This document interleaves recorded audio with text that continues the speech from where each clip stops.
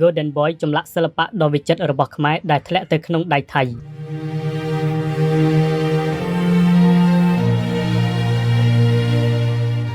ទោះបីអ្នកខ្លះថាជាព្រះឆាយាល័ក្ខណ៍របស់ព្រះមហាក្សត្រខ្មែរព្រះបាទស្រីជ័យវរ្ម័នទី 6 អ្នកខ្លះទៀតថាជារូបព្រះសិវៈក៏ដោយក៏រូប Golden Boy ច្បាស់ជារូបចម្លាក់ខ្មែររចនាបថបាពួនជាសិល្បៈដ៏ល្អវិចិត្ររបស់បុព្វបុរសខ្មែរដែលបានបន្សល់ទុកសម្រាប់កូនចៅជំនាន់ក្រោយនៅលើដែនដីសុវណ្ណភូមិនេះប៉ុន្តែត្រូវពួកចៅអប្រិយលួចជួញដូរពង្រត់ពីមាតុភូមិរស័ព្ទចាក់ទៅដល់សហរដ្ឋអាមេរិកដែនដីដ៏សែនឆ្ងាយហើយក្រោយមកក៏បែរជាត្រូវពួកសៀមទាមទារយកមកធ្វើជាសម្បត្តិជាតិរបស់ពួកវាទាល់តែបានទាំងដែលរូបចម្លាក់ខ្មែរមួយនេះមានអាយុកាលច្រើនជាងកំណើតប្រទេសពួកវាទៅទៀតដោយដែលប្រជាពលរដ្ឋនិងអ្នកជំនាញបុរាណវិទ្យាខ្មែរនិងអន្តរជាតិអះអាងដូចនេះដែរ Golden Boy គឺជាសិល្បៈខ្មែរក្នុងរចនាបថបាពួនដែលរចនាបថបាពួនមានការនិយមខ្លាំងក្នុងរជ្ជកាលព្រះមហាក្សត្រជាច្រើនអង្គដូចជាព្រះបាទស្រីឧទយាទិត្យវរ្ម័នទី 2 សោយរាជ្យចាប់ពីឆ្នាំ 1050 ដល់ 1066 ព្រះបាទស្រីហរសវរ្ម័នទី 3 សោយរាជ្យចាប់ពីឆ្នាំ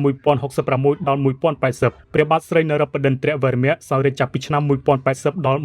1113 ដែលសុទ្ធតែជាព្រះមហាក្សត្រខ្មែរសោយរាជ្យនៅរាជធានីយសោធរបុរៈទី 2 ឬក្រុងអង្គរទី 2 ដែលមានប្រាសាទបាពួនជាផ្ចិតរាជធានីក្រៅពីព្រះមហាក្សត្រទាំង3អង្គនៅអង្គរស្ដេចត្រាញ់និងព្រះមហាក្សត្រខ្មែរនៅរាជធានីស្រីមហត្ថរបុរៈក៏មានការនិយមចំពោះសិល្បៈរចនាបថបាពួននេះដែរដូចជាព្រះអង្គម្ចាស់ខ្មែរដែលឈរទ្រូតនៅស្រីមហត្ថរបុរៈគឺព្រះបាទស្រីហេរញ្ញវរ្ម័នក្រោយមកក្នុងរាជ្យព្រះបាទស្រីនរបឌិន្ទ្រវរ្ម័ននៅឯរាជធានីស្រីយសោធរបុរៈព្រះរាជបុត្ររបស់ព្រះអង្គម្ចាស់ស្រីហេរញ្ញវរ្ម័នក៏បានបះបោរបំបែករាជអំណាចពីរាជធានីស្រីយសោធរបុរៈគឺមានដូចជាព្រះបាទស្រីជ័យវរ្ម័នទី 6 សោយរាជ្យចាប់ពីឆ្នាំ 1080 ដល់ 1107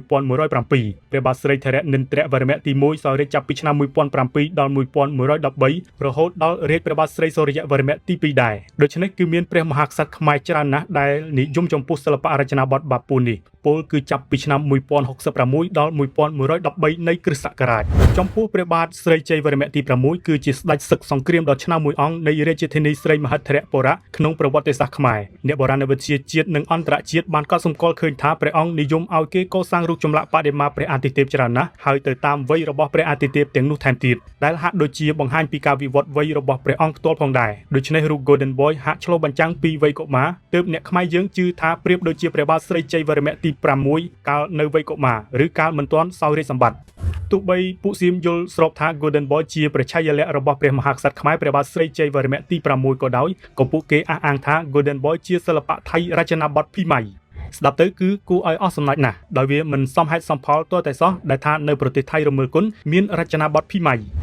ខ្ញុំសូមវិញ្ញាណបែបនេះថាភីម៉ៃជាឈ្មោះហៅថ្មីរបស់ពួកសៀមនោះទេឯឈ្មោះដើមរបស់ខ្មែរយើងគឺហៅថាវិមាយៈនៅសម័យអង្គរឬក្រោយមកវិវត្តមកជាពិមាយនៅសម័យកណ្ដាលជាការពិតណាស់ទីតាំងវិមាយៈឬពិមាយនេះគឺជាអតីតរាជធានីខ្មែរស្រីមហត្ថរបុរៈនោះឯងដែលមានប្រវត្តិមុនកំណើតប្រទេសដែលប្លន់តែទឹកដីគេនេះឆ្ងាយណាស់គូបញ្ជាក់ថារូបចម្លាក់ដែលគេជឿថាជាព្រះបាទស្រីជ័យវរ្ម័នទី 6 គឺជាចម្លាក់ខ្មែរបុរាណរចនាបថបាពួននាសតវត្សទី 10 ដល់ទី 11 មានប្រភពមកពីខេត្តសៀមរាបនៃប្រទេសកម្ពុជាប៉ុន្តែនៅទសវត្សរ៍ឆ្នាំ 80 និង 90 នោះវត្ថុបុរាណកម្ពុជាជាច្រើនត្រូវបាននាំទៅលក់នៅឯប្រទេសថៃដែលជាទីផ្សារវត្ថុបុរាណដ៏ធំទើបរតនសម្បត្តិរបស់ខ្មែរជាច្រើនក៏ដូចជា Golden Boy ផងនោះត្រូវបានព្រាត់ប្រាសពីមាតុភូមិអ្នកបុរាណវិទូនិងមន្ត្រីថៃបានបង្ហាញភស្តុតាងរួមទាំងរបាយការណ៍ក្នុងស្រុកដោយបានអះអាងថាមានការលួចនិងការរត់ពន្ធខុសច្បាប់នៅរូប Golden Boy នៅក្នុងទសវត្សរ៍ឆ្នាំ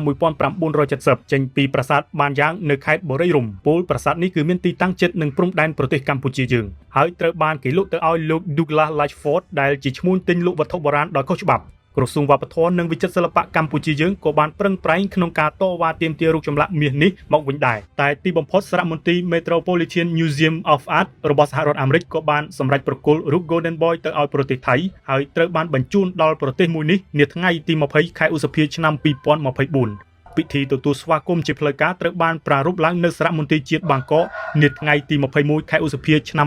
2024 ពលគឺក្រោយពេលមកដល់មួយថ្ងៃ